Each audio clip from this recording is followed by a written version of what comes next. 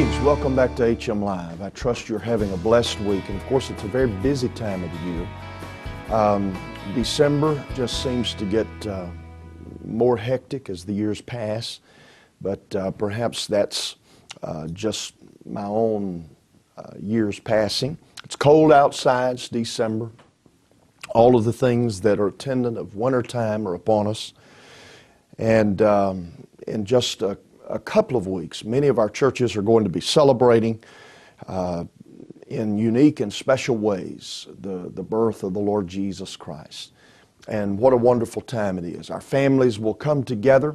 In about 10 days, I'll have the privilege of having the holy children all at the house. And my, what a time we're going to have. And they already have so many things planned and are hoping for snow. And I'm sure that your feelings and sentiments are much the same way. It's a good time of the year. Churches are, of course, busy with the celebration of Christ. The two churches I was in this past weekend in Sikeston and Cape Girardeau, Missouri, are preparing for children's presentations next weekend and then the following. And of course, as part of that, they're also preparing to celebrate and participate in their giving to Christmas for Christ. It's also a wonderful time for new people to be invited to church and then for the church to follow up on them. Among the great traditions of this season of the year is something known as Christmas for Christ. Now, if you don't know much about Christmas for Christ, let me give you just a brief history. It started in the living room of a church planter who told his very young congregation, they were actually having church in their living room, told them that, look fellows, we're going to do something different this year. We're going to give a Christmas gift through an offering to another church plant. Jack Yantz and his family and his small congregation there in Wisconsin raised those funds. They sent them and they assisted in the planting and establishing of another church.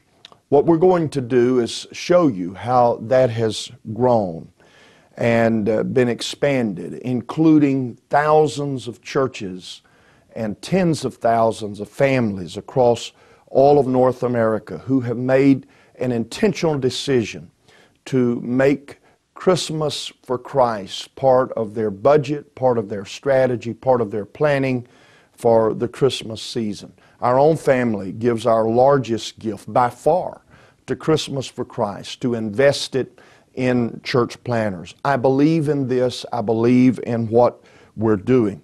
What I want to do for the next few minutes is take you to Romulus, Michigan, to church planner Art Wilson. Romulus is in the suburbs of Detroit, and it is an incredible, amazing story of this church that is now 12, 14 years old, to see what God has done because of a church planner who was assisted and helped through Christmas for Christ.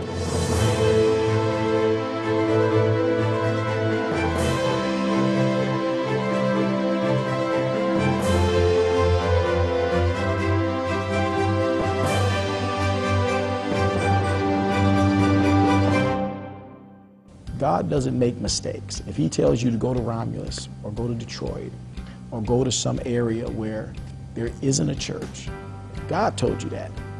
God's going to take care of you. We have to have pastors with faith.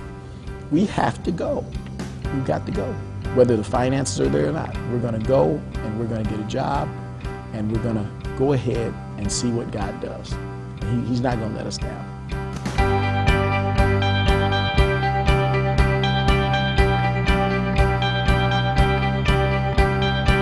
The very beginning, when we started this church, it had God's hand on it. It just came to us. We need to start a church. There are so many places that don't have a church. We got to do this. We got to go. But the burden overcame the obstacles.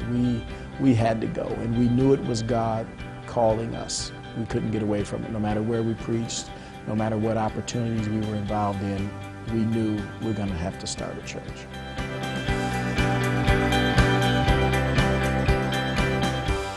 Interesting story with Dirk Taplin. When we came to the area, we were looking for ideas on what could really make a difference, what could be cutting edge to get the attention of the people in the community when we knock doors or we drive by and talk to people. And we came up with a Meet the International Church packet. One day, we were driving through one of the rougher parts of town, and we saw someone standing on the corner, and it was Mr. Dirk Taplin. I was on the corner, you know, doing what I normally do, just hanging out, and I remember seeing this car, you know, pulling up. And first thing I thought to my mind, like I said, oh, okay, here it goes from, you know, I'm finna make a quick dollar, you know, and it ended up being, you know, our pastor, who it is now, before I knew who he was, talking to me a little bit, and you know, he started giving me a little bit of background, something about himself as well. You know, how he was coming out here, getting ready to, you know, thinking about doing a church and all those things. But I still listened, and, you know, he gave me some tapes. And the tape that he gave me, I would never forget it. It was a story about Felix. It says, "Your soul is in your hands." And I remember looking at the cover, like, wow, your soul is in your hand. I never thought about it. I was a part of a gang when I was younger coming up. It was a well-known gang from out of Chicago, so a lot of people knew about it. I was always that one about money. That's what I was about. And the gang was not about money. It was about hurting people. It was about territories, gangster for life. And that was my mentality at the time. Being with him is almost like the movies, like you're married to the mob. So it was kind of, you know, my husband would, you know, bring a whole bunch of money home and count it on the table. And what he would bring home sometimes is what people would make in a year. He began to talk to us. And one of the things that stuck out to me was everything that he said, he was like, you can find this in the Bible. And everything that was said to me was in the Bible. And I was like, okay, maybe this is for real. Him and his wife, and with their kids, would spend time giving us a Bible study every week faithfully. Honestly, my whole thought process began to change. I began to see all the things that I thought was a part of me I began to see the truth about it. I began to see it literally unravel in front of me. Because when I got baptized, I felt like I could do anything. I wasn't trapped. I felt like, you know, I could walk outside and I didn't have to look behind both corners. I remember getting baptized, and he said, put your hand over your wrist and hold your nose, and he said, you know, I'm gonna say some things and then I'm gonna dip you down and just let that flow. And that was the last thing I remember. I remember going under the water, and I was speaking in tongues underwater, coming out.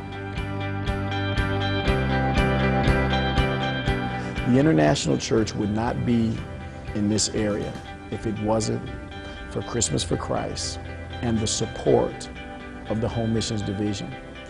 We can't thank them enough for their vision and their efforts for church planning. Thank you.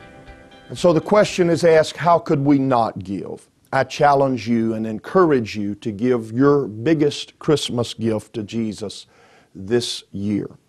There are a number of our viewers who do not attend a United Pentecostal church and would like to help and partner in the planting of more churches and providing a support mechanism for those who are planting apostolic churches. If you'd like information about how you could be a direct supporter of a church planner or a direct supporter of North American missions, please email me at ckun@upci.org. Christmas for Christ is truly a gift that keeps giving. It is a gift of eternal consequence. You have seen it in the story of a former gangster and his sweet wife. It's not about money. Ultimately, it's about investing in the reaching, the evangelism, and the discipling of souls. Thank you for your participation in this year's Christmas for Christ.